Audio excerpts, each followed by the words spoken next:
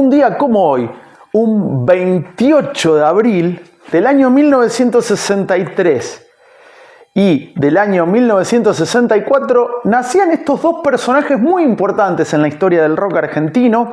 El señor Claudio Castro, más conocido como Claudio Connor, en Lavallol, 1963, y en Varsovia, Polonia, nacía este señor llamado Robert Wojciech, creo que lo pronuncié bien, si no que el polaco me corrija, el verdadero polaco es este señor, Robert Wojciech Selasek, el polaco Selasek, grandísimo músico, no es original, el bajista de Los Violadores, pero que organizó, ya voy a hablar un poco, organizó creo que el primer show de Los Testículos, que era el nombre que tenían Los Violadores antes de tener el nombre con el cual todos lo conocimos, que es por Violadores de la Ley. Está de más aclararlo, pero siempre hay alguien recién caído del catre que piensa otra cosa, y bueno, los invito a que se informen si no saben por qué Los Violadores, la banda mítica del punk argentino, se llamaba así. Bueno, y Claudio Connor, que uno dice Claudio Connor, que es un flor de apellido, pero no es su verdadero apellido, es Claudio Castro, como decía, uno en Lavallol, este señor, y otro en Varsovia, dos lugares totalmente distintos. Acá, bueno, muestro algo más. O'Connor, con Víctimas del Vaciamiento. Este lo sacó, bueno, una reedición que me acuerdo que se vendía año 2020, si la memoria no me falla, un poquitito antes de la pandemia, la última vez que vino el gran Ricardo Iorio, si la memoria no me falla, a la ciudad de Santa Fe. Bueno, Malón, el primer disco, El Espíritu Combativo, y de Los Viola, acá está Y ahora qué pasa, este discazo Fuera de Sector o de Sector. Otro festival de la exageración, que ahí ya se estaban separando, y este que era un Obras Cumbres muy bueno que publicó Sony Columbia a fines de la década del 90. Pero bueno, vayamos en orden cronológico. El señor Claudio O'Connor, su nombre real es Claudio Castro, Claudio Alberto Castro. Ahora voy a leer un libro que recomiendo mucho, que cuenta un poco la historia del nombre. Su primera banda fue Mark I a mediados de la década del 80, y en 1988, por sugerencia del primer batero de Hermética, Walter Spataro, él le dice a Ricardo Iorio: fíjate este pibe cómo canta. Bueno, pibe, tenía ya 25 pirulos. Y bueno, lo terminaron convocando y es la voz emblemática de Hermética. Obviamente Malón y todo lo que hizo ahí. Se consagró. Hermética, para aquellos que no conocen, es una de las bandas fundamentales en la historia, no solamente del metal o del rock pesado argentino, sino del rock en general. Y bueno, el vocalista es justamente Claudio Connor. A fines del 94 se da esa pelea entre Iorio y, bueno, Strunz, el Pato Strunz, obviamente, el Tano Romano y Claudio Connor. Y bueno, por un lado sale el más fuerte, por el otro Malón, y ahí empieza la aventura de Malón, Claudio Connor. Hacia 1988 se da una disolución parate de Malón y arranca con su proyecto Connor, que es muy bueno, muy bueno. Hay un disco de covers que sacó Claudio ya como Connor. Hay una versión magnífica de Un gato en la ciudad. Muy pocos artistas argentinos versionan a Miguel Mateos, lo cual para mí no sé, llamativo. A mí me encanta Miguel Mateos, pero la versión de Claudio Connor, recomiendo, Un gato en la ciudad, es tremenda. Y No soy un extraño de Charlie, yo creo que eligió dos canciones, porque Charlie por ahí, bueno, uno, mi inconsciente colectivo, Los dinosaurios, que tienen mucha carga, pero No soy un extraño creo que es una de las mejores canciones de Charlie. Y tal vez de Miguel Mateos podría haber sido, obviamente, Tirá para arriba, un poco de Satisfacción, tal vez Bar Imperio, un poco más acá en el tiempo, pero Un gato en la ciudad es un temazo, y este señor lo hizo, Claudio Connor, como decía. Y acá me voy a los libros, derechito a los libros. Recomiendo Cuando éramos reyes, que lo sacó Headbangers, Memorias del Heavy Argentino de los 80, de Rubén Cañizares, prólogo de Beto Samarvide, ni más ni menos. Muy buen libro, muy buen libro. Se consigue en la tienda de Headbangers, que es www.headbangers.com.ar. Headbangers es con J, no es como se escribe en inglés, sino Headbangers. Y hay un capítulo dedicado a Mark I, que fue la banda en la cual dio sus primeros pasos Claudio Connor. Bueno, Walter Armada, qué apellido, Walter Armada, quien era el líder de Mark I, cuenta en este libro, el autor, a Rubén Cañizares: solo faltaba el cantante. Después de muchas pruebas, terminamos eligiendo a quien la gastaba en los ensayos de Búnker, otra banda fundamental en la historia del metal argentino. Bueno, Claudio Castro, dice, y con ella estaba lista la banda. En 1984, Claudio tenía 21 años, Claudio Connor, o Castro.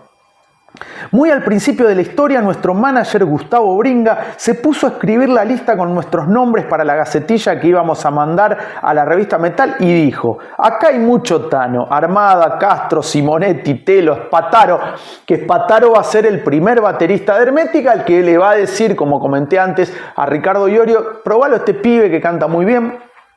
Bueno, continúa Walter Armada. Mucho apellido Tano. Dice: hay que cambiar un par de nombres. A mí me quería poner mi apellido en inglés, por lo que iba a ser Walter Army. Buenísimo.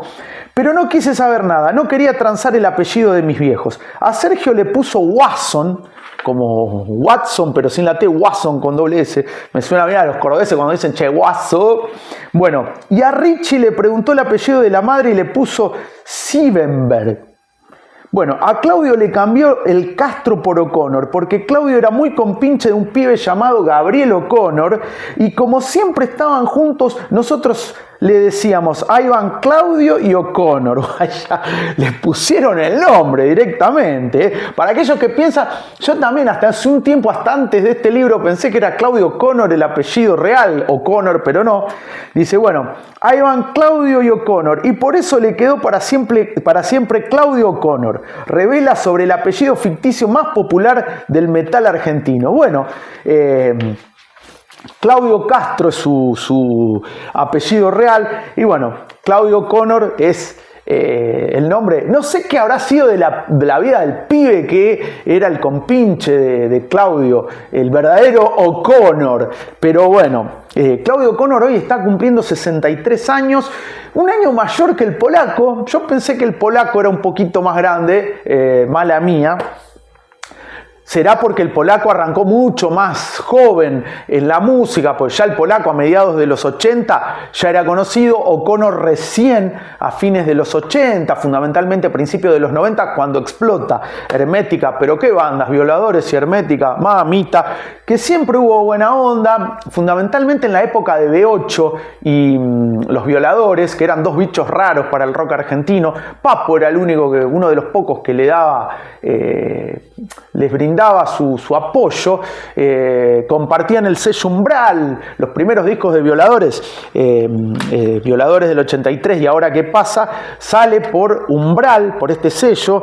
Después, bueno, la pegan y es toda historia conocida, pero bueno, acá la historia de Claudio O'Connor. Y este señor polaco, pero que es polaco en serio, no es como el cantante de cumbia y le dicen polaco porque es rubio. Este tipo nació en Varsovia, hace exactamente 62 años, Robert Wojciech Robert Selasek, el polaco, que pertenecía obviamente a la comunidad polaca, como el caso de Harry B, alguien me corrigió, Harry B, cierto, Harry B, Pedro Brown, y de ahí se conocieron.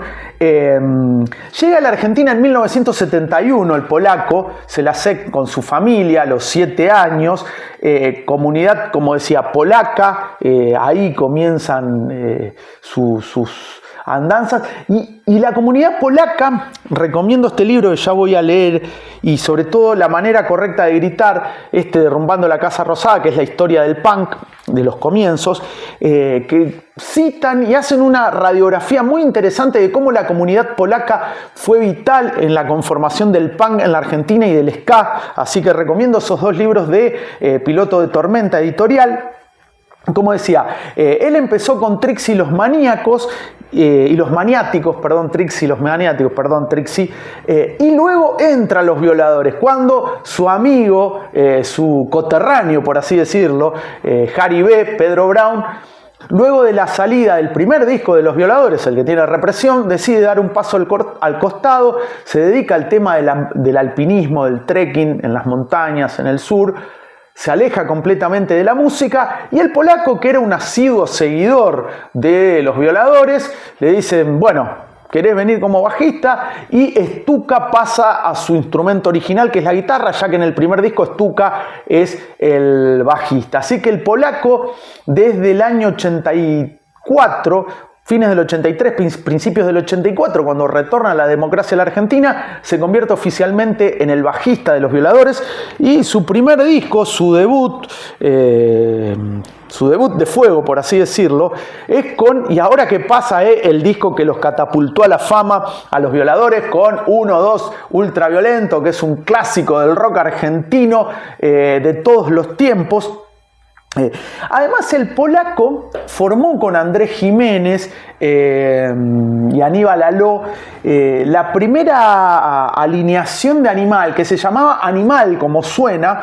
Después, bueno, hubo alguna pelea, el nombre lo tenía registrado el polaco, y ahí Andrés Jiménez saca de las galeras el Animal. Acosados nuestros indios murieron al luchar, para poder registrarlo, pero el nombre Animal era del polaco. Yo me acuerdo, en el suplemento Sí de Clarín había salido Bandas Nuevas y estaba el polaco, Andrés Jiménez, que venía de Beso Negro, y Aníbal Aló. Y bueno, después, cuando se dividen, entra Corbata como bajista de Animal, vamos a decirle Animal para no nombrar los puntitos, y el polaco con Animal siguió. También tuvo otra banda llamada Rotten.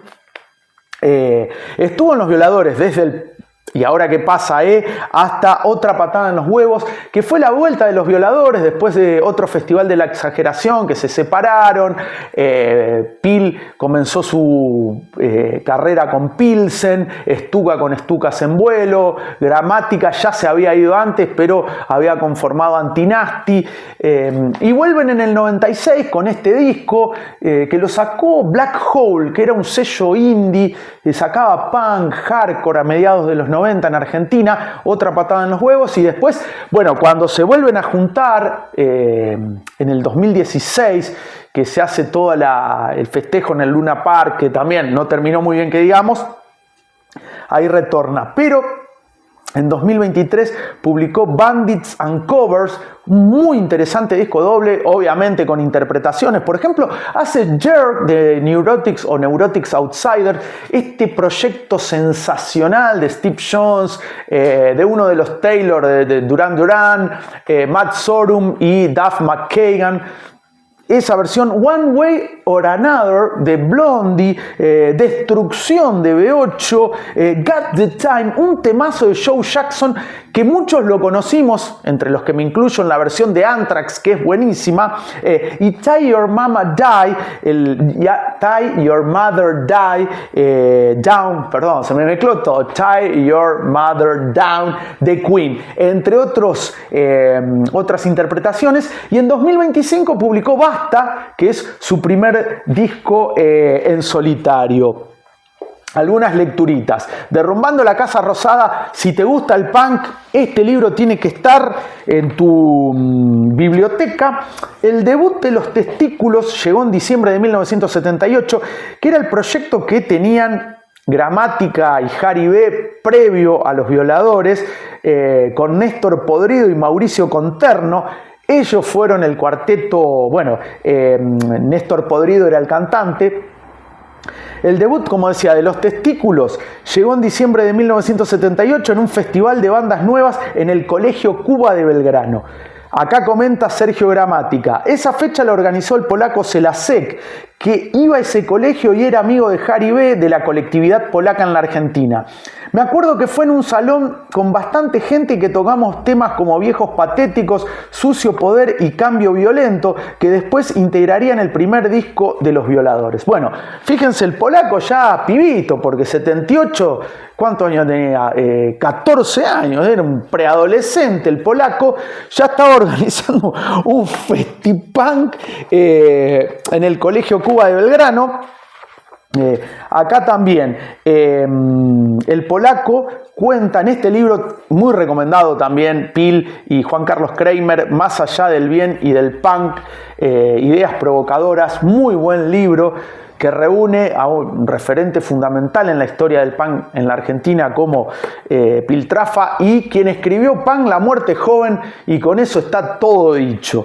Bueno, el polaco, en una entrevista que le hicieron y que figura acá en este libro, dice: cuando yo iba a su casa, dice a la de Harry B., de Pedro, lo escuchaba ensayar a él y a sus amigos en el garage. No lo podía creer. Ese año, el día de la primavera, se había hecho un festival en el patio del cole con varias banditas. Como ya me había picado el bichito de los Pistols y Clash, fui a ver al director y le propuse hacer un recital para fin de año. Nunca supe cómo fue que aceptó. Con unas maderas de cajones que había en el depósito, armamos un escenario que se movía todo. La línea de contención era un hilo. Los celadores nos decían: pórtense bien, ¿eh? El viejo de Mauricio, que integraba un grupo de tango rock, nos consiguió 2 columnas de 10 parlantes. Bueno, fíjense, el verdadero do it yourself y pibes de la secundaria, pibes de la secundaria. Y acá, en este libro también muy fundamental de Esteban Cabana, una parte más de Los Violadores, 1, 2, ultraviolento, la historia de Los Violadores. Por acá había una foto, acá está el polaco,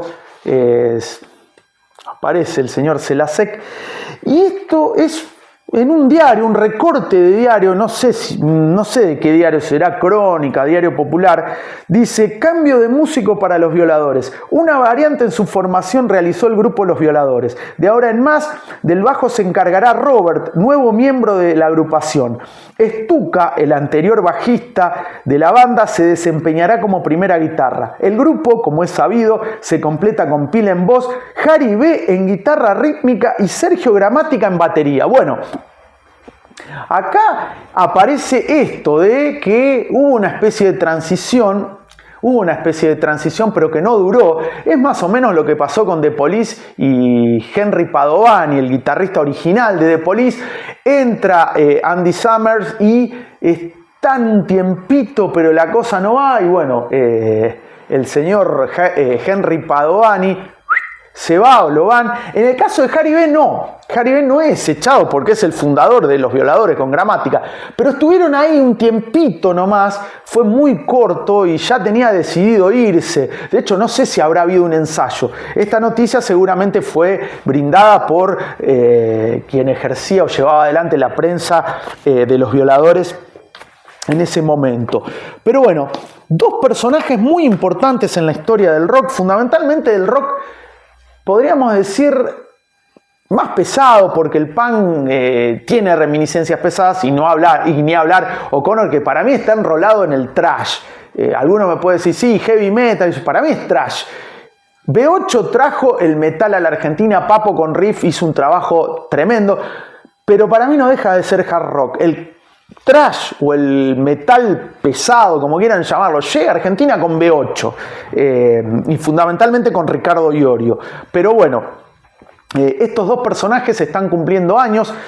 63 en el caso de Claudio Castro, Claudio O'Connor, 62 en el caso del polaco. Feliz cumpleaños, maestros, gracias por la música, como diría ABBA. En ABBA era un local en Buenos Aires donde hicieron sus primeras presentaciones Los Violadores. Qué loco, ABBA se llamaba el lugar. Bueno, comentarios. Fuiste a ver al polaco con Los Violadores, tenés el disco, lo escuchaste, el Basta que sacó ahora, y Claudio O'Connor lo fuiste a ver, ¿qué representa? Si sos metalero seguramente algo te debe mover, Claudio O'Connor, en el buen sentido de la palabra, claro. Gran también, me gusta su forma de cantar, yo sé que puede ser no virtuosa y demás, pero tiene algo, un sentimiento que en los virtuosos no lo encuentro. Y bueno, y el polaco. Comentarios, me gusta, y ya que estás, te suscribís al canal, que no cuesta nada, es gratuito y avanza gracias a ustedes, y está hecho con amor, como diría Silvio Soldán, un viejo presentador de Feliz Domingo aquí en la Argentina, un programa de estudiantina, como diría alguien. Así que los espero. Pero bueno, un 28 de abril nacía en 1900, no quiero equivocarme, 63 en Lavallol, este señor, Claudio O'Connor. Y un año después, pero en Varsovia, nacía, sí, el señor Robert Wojciech Selasek, el polaco, mítico bajista, no original, no fundador, pero sí pieza clave de Los Violadores.